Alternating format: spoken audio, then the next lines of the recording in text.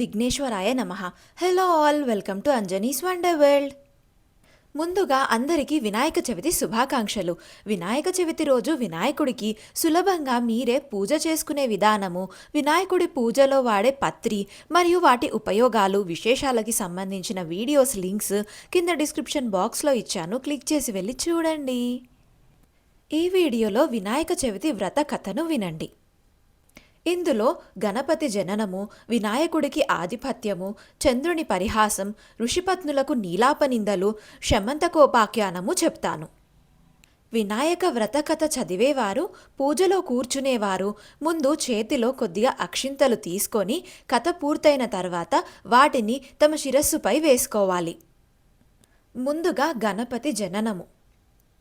పూర్వం చంద్రవంశానికి చెందిన ధర్మరాజు దాయాదులతో మాయాజూదం వల్ల రాజ్యాన్ని పోగొట్టుకొని భార్య సోదరులతో వనవాసం చేస్తూ ఒకనాడు నైమిషారణ్యానికి చేరుకున్నాడు.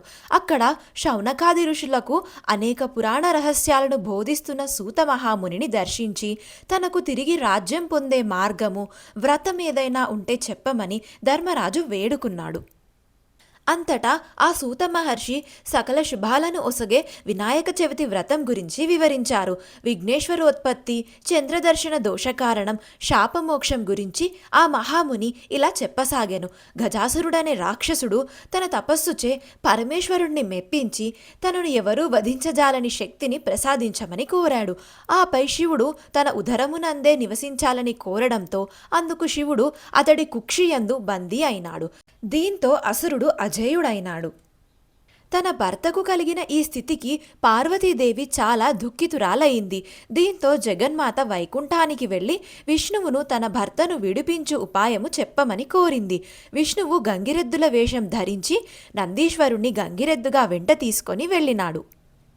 గంగిరెద్దును ఆడించి గజాసురుడిని మెప్పించాడు. ఈ ఆనందంలో ఏమి కావాలో కోరుకో అని గజాసురుడు అనగా అదే సమయం కోసం ఎదురు చూస్తోన్న శ్రీమన్నారాయణుడు నీ ఉదరమందున్న శివుణ్ణి తమ వశం చేయమని అడిగాడు. తనకు అంత్యకాలము దాపురించినదని గుర్తించిన రాక్షసుడు ఆడిన మాట తప్పకుండా కుక్షియందున శివుని ఉద్దేశించి, ప్రభు, శ్రీహరి ప్రభావంతో నా జీవితం ముగియుచున్నది. ప్రాణం విడిచిన తర్వాత నా శిరస్సు త్రిలోక పూజిత మగునట్లు, నా చర్మమును నిరంతరము నీవు ధరించున్నట్లు అనుగ్రహించవలసింది అని ప్రార్థించి తన శరీరమును నందీశ్వరుని వశం చేశాడు. నందీశ్వరుడు ఉదరమును చీల్చి శివునికి విముక్తి కలిగించాడు. శివుడు గజాసురుని శిరస్సు, చర్మం తీసుకొని స్వస్థాన్మోఖుడైనాడు.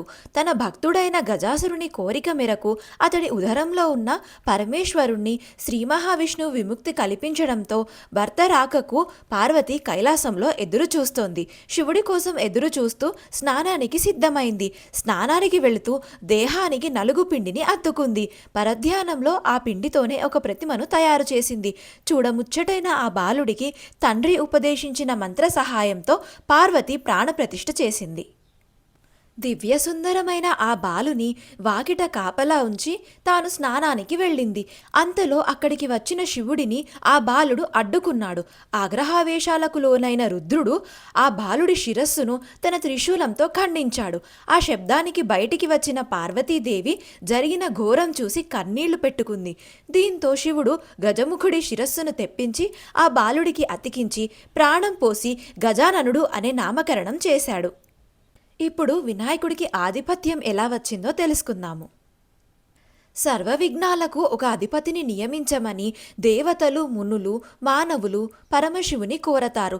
ఈ విషయంలో గణపతి, కుమారస్వామి ఎవరిని నియమించాలని ఆలోచించిన పరమేశ్వరుడు ముల్లోకాలలోని పవిత్ర నదులన్నింటిలో స్నానం చేసి ఎవరు ముందుగా తన వద్దకు వస్తారో వారికే ఆ ఆధిపత్యం లభిస్తుందని చెప్తాడు. దీంతో కుమారస్వామి తన నెమలి వాహనంపై రువ్వున ఎగిరిపోగా వినాయకుడు మాత్రం తన ఎలుక వాహనంతో ముందుకు కదల్లేడు. దీంతో నారాయణ మంత్రం జపిస్తూ తల్లిదండ్రుల చుట్టూ ప్రదక్షిణ చేస్తాడు. ఆ మంత్ర ప్రభావంతో ప్రతి తీర్థంలోనూ కుమారస్వామి కంటే ముందే వినాయకుడు ప్రత్యక్షం అవుతాడు. ఆ విధంగా 3 కోట్ల నదుల్లో వినాయకుడే ముందుగా స్నానమాచరించడం చూసిన కుమారస్వామి కైలాసానికి వెళ్ళి మహిమాన్వితుడైన అన్నగారికే ఆధిపత్యం ఇవ్వమని తండ్రిని కోరతాడు. ఆ విధంగా వినాయకుడు విఘ్నాలకు అధిపతి అవుతాడు. ఇప్పుడు చంద్రుని పరిహాసం. గణేశుడి శక్తి సామర్థ్యాలను పరిశీలించిన భాద్రపద శుద్ధ చవితి నాడు గణాధిపత్యం కట్టబెట్టాడు శివుడు.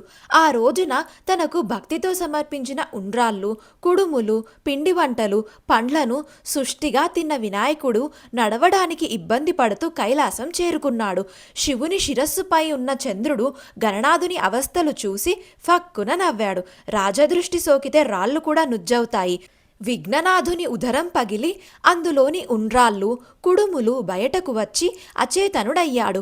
దీంతో ఆగ్రహించిన పార్వతీదేవి, పాపాత్ముడా, నీ దృష్టి సోకి నా కుమారుడు అచేతనంగా పడి ఉన్నాడు. కాబట్టి నిన్ను చూసిన వారు పాపాత్ములై నీలాపనిందలు పొందుదురుగాక అని శపించింది. ఋషిపత్నులకు నీలాపనిందలు. పార్వతీదేవి చంద్రుని శపించిన సమయంలో సప్తఋషులు భార్యలతో కలిసి యజ్ఞం చేస్తూ అగ్నిదేవునికి ప్రదక్షిణం చేస్తున్నారు. అగ్నిదేవుడికి ఋషిపత్నుల మీద మోహం కలిగింది. కోరిక తీరక శపిస్తారేమో అనే భయంతో అగ్ని క్షీణింపసాగాడు. భర్త కోరిక తెలుసుకున్న స్వాహాదేవి ఋషిపత్నుల రూపంలో అగ్నిదేవుడిని చేరింది. అగ్నిదేవునితో ఉన్నది తమ భార్యలేనని భ్రమపడిన సప్తఋషులు వారిని విడిచిపెట్టారు. శాపగ్రస్తుడైన చంద్రుని చూడడం వలన ఋషుల భార్యలు నీలాపనిందలకు గురయ్యారని దేవతలు గ్రహించారు. వీరందరూ బ్రహ్మదేవునితో కలిసి కైలాసానికి వెళ్లారు. మరణించిన విఘ్నేశ్వరుడిని బ్రహ్మదేవుడు తిరిగి బతికించాడు. తర్వాత పార్వతీదేవితో, అమ్మా, నీవు చంద్రుడికి ఇచ్చిన శాపం వలన ఆపద కలిగింది, కావున శాపాన్ని ఉపసంహరించుకో అని కోరాడు. అప్పుడు పార్వతీదేవి ఏ రోజున చంద్రుడు విఘ్నేశ్వరుడిని చూసి నవ్వాడో ఆ రోజు చంద్రుడిని చూడకూడదు అని శాపాన్ని సవరించింది. ఆ రోజు నుంచి అందరూ భాద్రపద శుద్ధ చవితి నాడు చంద్రుణ్ణి చూడకుండా జాగ్రత్తగా ఉండి సుఖంగా ఉన్నారు. ఇక చివరిది శమంతకోపాఖ్యానము. ద్వాపరయుగంలో ద్వారకలో నివాసం ఉన్న శ్రీకృష్ణుడిని నారద మహర్షి కలిశాడు. కాసేపు పిచ్చాపాటి మాట్లాడాక, స్వామి, ఈరోజు వినాయక చవితి, పార్వతి శాపం కారణంగా చంద్రుణ్ణి చూడకూడదు, నేను వెళ్తాను అని కృష్ణుడికి చెప్పి నారదుడు వెళ్ళిపోయాడు. ఆ రోజు రాత్రి ఎవ్వరూ చంద్రుణ్ణి చూడకూడదని పట్టణంలో శ్రీకృష్ణుడు చాటింపు వేయించాడు. శ్రీకృష్ణుడికి పాలంటే ఇష్టం. ఆ రోజు రాత్రి శ్రీకృష్ణుడు ఆవు పాలను తాగుతుండగా పాత్రలోని పాలలో చవితి చంద్రుడి ప్రతిబింబాన్ని చూశాడు. దాంతో తనకెలాంటి అపనింద వస్తుందో అని చింతించాడు. కొన్ని రోజులు గడిచాయి. సత్రాజిత్తు సూర్యుని వరంతో శమంతకమణిని సంపాదించాడు. రోజుకు 10 బారువుల బంగారాన్ని ఇచ్చే ఆ మణిని తీసుకుని ద్వారకకు వెళ్ళాడు. శ్రీకృష్ణుడు సత్రాజిత్తుకు అతిథి మర్యాదలు చేసి ఆ మణిని తనకు ఇవ్వమని కోరాడు. అందుకు సత్రాజిత్తు ఒప్పుకోలేదు. తర్వాత ఒకరోజు సత్రాజిత్తు తమ్ముడు ప్రసేనుడు శమంతకమణిని మెడలో వేసుకొని అడవిలో వేటకు వెళ్ళాడు. అడవిలో ఒక సింహం ఆ మణిని చూసి మాంసం ముక్క అనుకొని ప్రసేనుణ్ణి చంపింది. మణిని నోట కరుచుకొని పోతున్న సింహాన్ని జాంబవంతుడు చంపాడు. శమంతకమణిని కొండగుహలో ఉన్న తన కూతురు జాంబవతికి ఆట వస్తువుగా ఇచ్చాడు. మరుసటి రోజు సత్రాజిత్తు తమ్ముడి మరణ వార్త విన్నాడు. శ్రీకృష్ణుడే తన తమ్ముడిని చంపి శమంతకమణిని అపహరించాడని నిందించాడు. శ్రీకృష్ణుడు అది విన్నాడు. భాద్రపద శుద్ధ చవితి రోజు చంద్రబింబాన్ని చూసిన దోషం వల్ల తన మీద నింద పడిందనుకున్నాడు. శమంతకమణిని వెతుకుతూ అడవికి వెళ్ళాడు. ఒక చోట ప్రసేనుడి శవం కనిపించింది. అక్కడి నుంచి సింహం అడుగులు కనిపించాయి. వెతుకుతూ వెళ్ళి ఒక పర్వత గుహలోకి ప్రవేశించాడు. అందులో ఉన్న ఉయ్యాలకు కట్టిన మణిని చూసి దానిని తీసుకొని బయటకు రాసాగాడు. వెంటనే జాంబవతి పెద్దగా ఏడవసాగింది. కూతురి ఏడుపు విని జాంబవంతుడు కోపంతో శ్రీకృష్ణుడిపై యుద్ధానికి తలపడ్డాడు. వారిద్దరి మధ్య 28 రోజులు యుద్ధం జరిగింది. జాంబవంతుని శక్తి తగ్గిపోయింది. తనతో యుద్ధం చేస్తున్నవాడు శ్రీరామచంద్రుడని తెలుసుకున్నాడు. త్రేతాయుగంలో జాంబవంతుడు శ్రీరాముడితో యుద్ధం చేయాలని కోరాడు. ఆ కోరికను ఇప్పుడు శ్రీకృష్ణుడి రూపంలో వచ్చి తీర్చాడని గ్రహించాడు. శ్రీకృష్ణుడికి నమస్కరించి శమంతకమణితో పాటు తన కుమార్తె జాంబవతిని కూడా ఆయనకు సమర్పించాడు.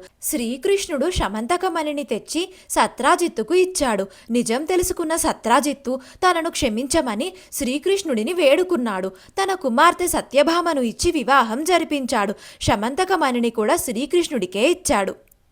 ఆ సమయంలో అక్కడకు వచ్చిన మునులు శ్రీకృష్ణుడితో, మీరు సమర్థులు కనుక మీపై పడిన నిందను పోగొట్టుకోగలిగారు, మా వంటి వారికి ఏది గతి అన్నారు. భాద్రపద శుద్ధ చవితి నాడు యథావిధిగా వినాయకుని పూజించి ఈ శమంతకోపాఖ్యానాన్ని విని అక్షతలు తలపై వేసుకున్న వారికి ఆ రోజు చంద్రదర్శనం అయినా కూడా అపనిందలు కలగవు అని శ్రీకృష్ణుడు చెప్పాడు.